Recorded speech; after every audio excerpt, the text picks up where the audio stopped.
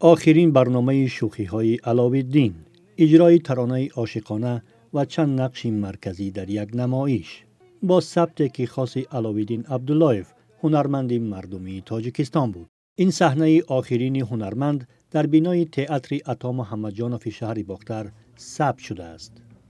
تئاتری که علاوالدین عبداللهیف سالها رهبرش بود. آتخان سعیدزاده یکی از شاگردان علاوالدین عبداللهیف بود. داشتن تمامی آن سفرهای هنری که می‌برآمدیم از خود چیزی می‌گرفتن از اونجا. هر یک منطقه میشد، چی در منطقه رشت بودیم، چی در منطقه بدخشان بودیم، چی در وادی ایسار بودیم. راستی هر چیزی که هر سخنی که مال همون منطقه هست، سخن‌های یعنی که دهاتی همون منطقه است، همون چیزا میگرفتند و از همون منطقه هر صحنه‌ای که میساختن حتما که همون سخن استفاده می‌بردن و بسیار هم شیرین می‌برآمد. علاوالدین عبداللهیف حدود 30 سال پیش به گروه هجوی در شهر باختر پیوست.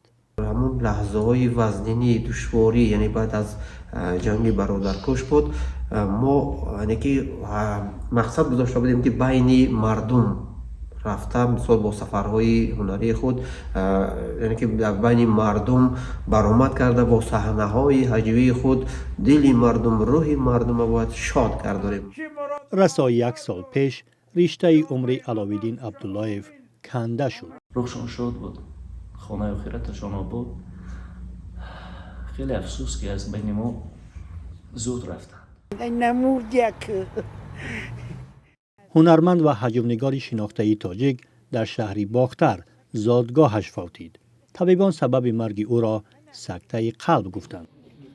علاوالدین عبداللهیف چند سال رهبری تئاتر و بعداً سردار ریاست فرهنگی ولایت بود. مقامات در ختلان قصر فرهنگ و مرکز اطلاعاتی شهر باختر را به نام علاوالدین عبداللهیف گذاشتند.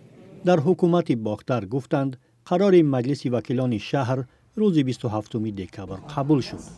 ریاست فرهنگی ولایت در یک نشست خبری گفت که تصمیم دارند نیم پیکره علاوالدین عبداللهیف را نیز در نزد این بنا گذارند.